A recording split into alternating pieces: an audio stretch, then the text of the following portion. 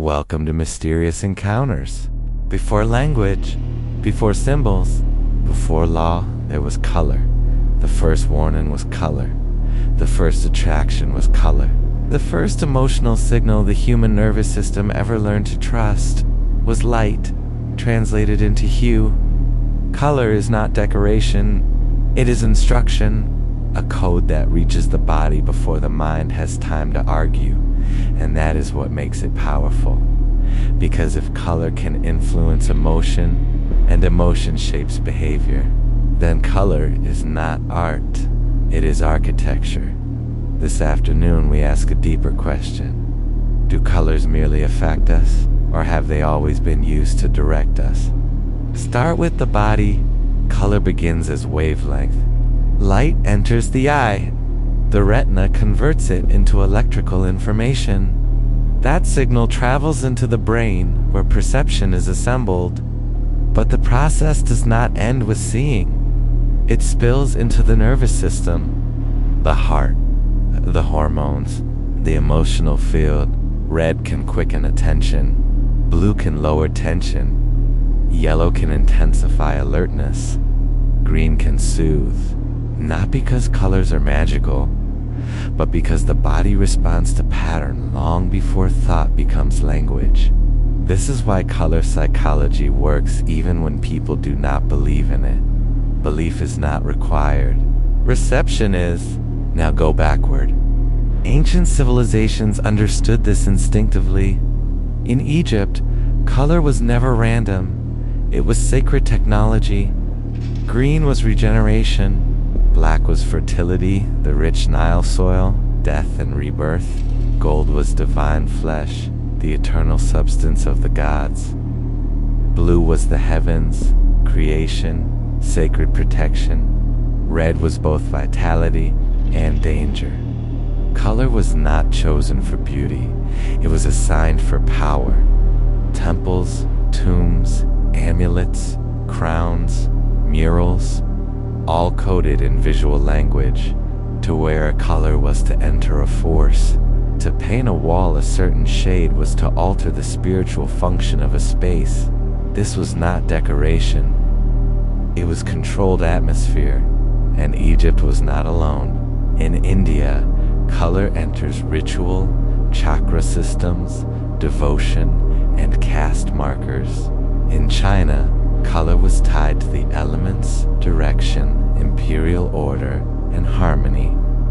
In the ancient Mediterranean, purple became power itself, not because it was pretty, but because it was rare, expensive, and difficult to produce.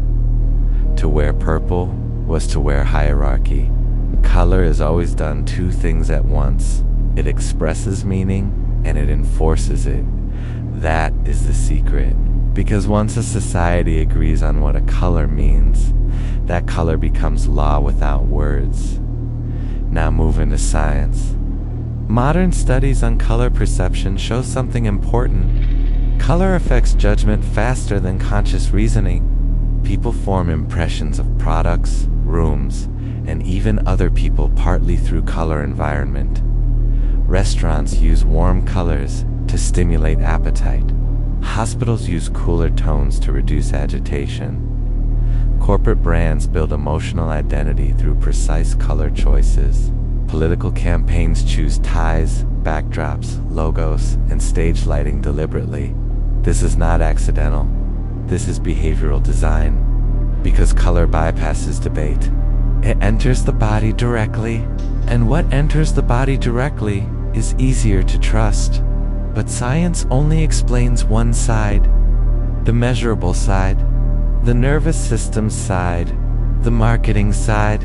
There is another layer, the metaphysical one, and even if someone rejects that layer, history shows human beings have always lived as if it were real. Esoteric traditions treat color as vibration, not merely seen, but felt.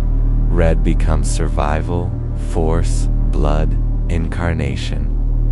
Blue becomes truth, space, spirit, order. Violet becomes threshold, mystery, initiation. White becomes purification. Black becomes depth, void, gestation, the hidden. In mystical systems, color is not surface, it is state. A person surrounded by a color is not just seeing a tone, they are entering a field. Again, whether you call that symbolic, psychological, or spiritual, the effect remains. Color shapes mood. Mood shapes thought. Thought shapes action. And this is where control enters.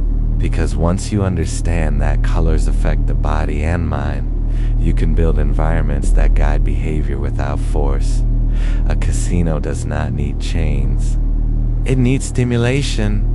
Flesh, contrast, heat, urgency.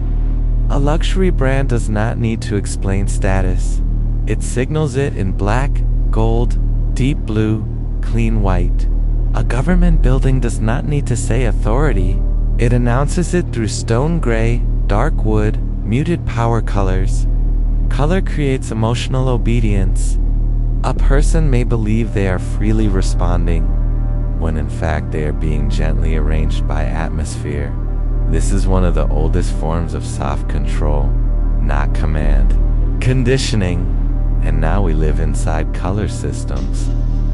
App notifications in red, calming wellness brands in pale blue and green, fast food in red and yellow, luxury in black and gold, technology in white, silver and blue, news in urgent red banners, social media in engineered visual palettes designed to hold the eye longer than nature ever intended. The screen is no longer just a screen. It is a chromatic command center. Every interface is making emotional suggestions. Every platform has a nervous system strategy. Every brand is trying to occupy a feeling before it occupies your wallet. So, what is colorology?